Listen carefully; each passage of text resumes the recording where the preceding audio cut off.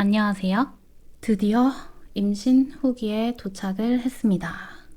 출산일을 기준으로 6주 전부터 모든 임신부는 법적으로 이 Beschäftigungsverbot이 내려지는데요. 임신부가 고용주에게 따로 각서를 써서 나는 반드시 일을 해야 한다 라고 하지 않는 이상 이 기간에 일을 하실 수 없습니다. 임신 중독증이나 당뇨, 이런 이벤트로 인해서 이 6주보다 더 이르게 의사가 이 Beschäftigungsverbot를 진단을 내릴 수도 있고요. 그리고 학생의 경우 이 Mutterschutz가 적용이 되어서 휴학이 가능합니다. Mutterschaftsgeld의 경우 분만 전 6주, 분만 후 8주, 총 14주 동안 받는 돈인데 공보험 가입자는 공보험에서, 사보험 가입자는 연방보험청에서 하루 13유로를 지급합니다. 만약 임신부가 하루에 13유로 이상을 벌 경우에 차액은 고용주가 지불을 하고 추후 보험사에 돈을 돌려받는다고 합니다. 언제든 신청할 수 있으니 빨리 해놓는 게 좋아요. 무터슈츠론 같은 경우는 만약에 의사 선생님이 무터슈츠가 시작되기 전에 이미 일을 하면 안 됩니다 라고 진단을 내리셨을 경우에 보험회사에서 지급하는 급여입니다. 중기가 시작됐을 때 예약한 날짜가 다가오면 병원에 가서 분만 신청을 하시면 되는데요. 병원에서 산모를 미리 한번 직접 만나보고 기본적인 건강 상태를 병원 측에서 보고 기록하기 위한 시간으로 병원마다 다르지만 1시간 정도 예상하고 가셔야 합니다. 그리고 보통 이렇게 신청을 하러 가면은 여러 가지 서류를 주는데요. 그 서류에는 무통주사 동의서, 회원부 절개 동의서 등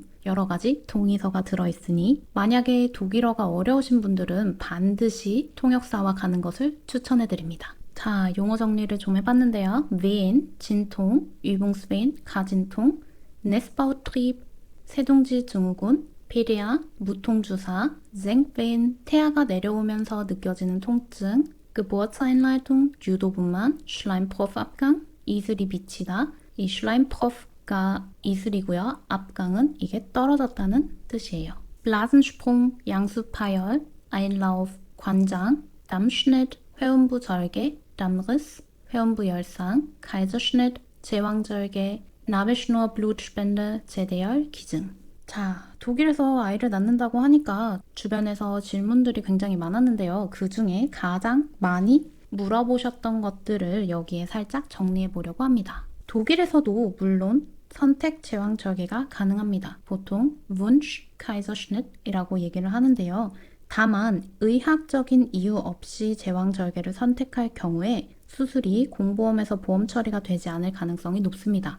의사 선생님께서 이유를 만들어 주실 수는 있지만 안 만들어 주실 수도 있어요. 만약에 주치의 선생님께서 제왕절개를 해야 하는 의학적인 이유를 만들어 주지 않으셨을 경우에 기본적으로 3,000에서 4,000유로 정도를 생각하고 계시면 됩니다. 그리고 두 번째는 회음부 절개, 관장, 제모. 이 해외에서는 회음부 절개와 관장을 안 한다고들 하는데 산모가 강력히 원할 경우 해줍니다. 독일에서 2000년대까지는 우리나라처럼 회음부 절개, 관장, 제모를 루틴으로 실시하기는 했으나 이 세 가지가 현재는 출산에 큰 도움이 되지 않는다고 판단해서 더 이상 루틴으로 하지는 않습니다. 회음부 절개의 경우 절개면이 고르지 않을 때 더 잘 아문다는 의견이 있고 헵아메들은 그래서 회음부 마사지를 굉장히 추천하는 편인데요. 만약에 산모가 나는 절개를 해달라 라고 할 경우에 절개가 가능합니다. 관장은 시간만 충분하다면 병원에서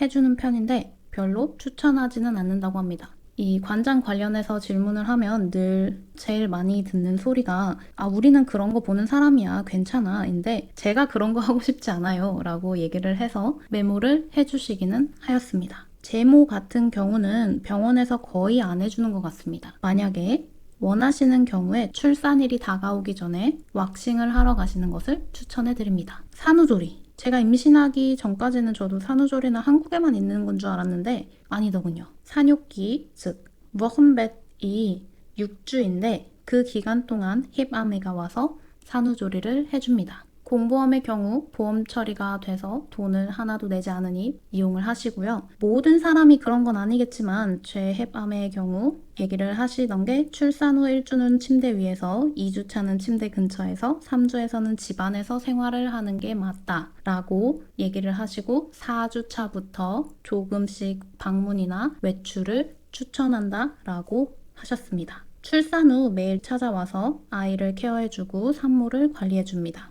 임신 20주 차부터 출산 후에 양말을 꼭 신어야 한다고 잔소리를 하시는데 독일도 한국과 비슷한 것 같습니다. 이 산후조리 관련해서는 제가 한 11월쯤 직접 해보고 더 자세히 영상을 만들어 보도록 하겠습니다. 네, 오늘 이렇게 여러분들에게 도움이 될 만한 단어 그리고 정책에 대해 가져와 봤는데 어떠셨나요? 오늘 영상 도움이 되셨다면 좋아요와 구독 버튼 눌러주세요. Deutsch, das wird schon.